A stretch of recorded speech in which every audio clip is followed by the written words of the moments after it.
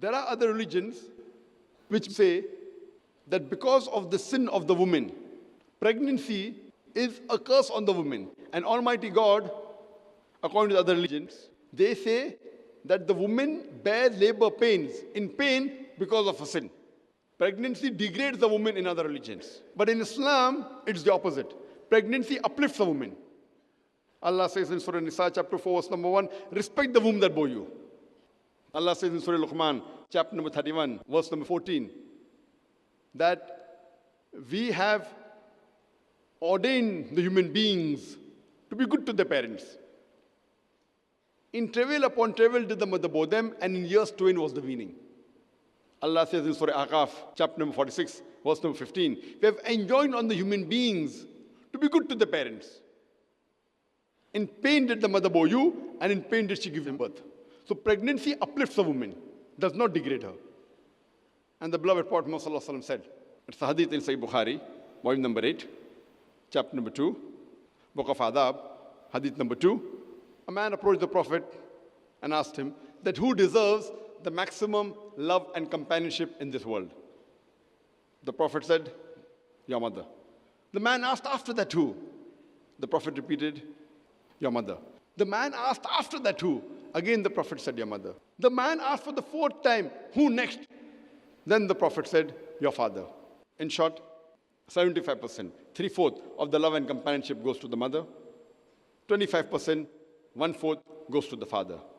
In short, mother gets the gold medal, she gets the silver medal, as well as the bronze medal. The father has to be satisfied with the mere consolation prize. I have to mention some things about women's rights in the lecture of Universal Brotherhood, though my son, Farooq, I believe, may have done more justice to this topic. I just want to mention again that in Islam, men and women are equal, but equality does not mean identicality. They're equal, but they are not identical. In some aspects, the men have a degree of advantage. In some aspects, the women have a degree of advantage.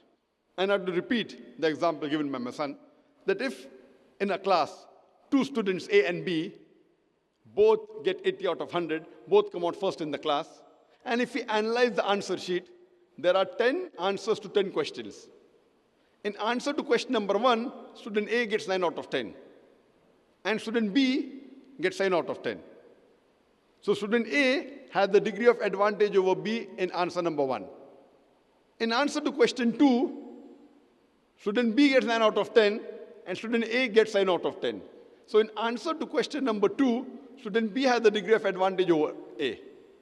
All the remaining answers, from question number 3 to question number 10, all the remaining 8 answers, both A and B get 8 out of 10. So if you add up, student A also gets 80 out of 100, student B also gets 80 out of 100. But student A has the advantage over B in answer number 1, and student B has the advantage over A in answer number 2. But overall, both are equal. Similarly, in Islam, men and women are equal, but equality doesn't mean identicality. In some aspects, the men have a degree of advantage. In some aspects, the women have a degree of advantage. If a robber enters my house, I'll not tell my wife or my daughter, go and fight because I believe in women's liberalization, I believe in equality. Since Allah says in the Quran in Surah Nisa, chapter number 4, verse number 34, that Allah has given more strength to the male as compared to the female. So here, in strength, the men have a degree of advantage, and it's their duty that they have to protect the woman. As far as love and companionship of the children to the parents are concerned, the mother has 3 times more advantage as compared to the father.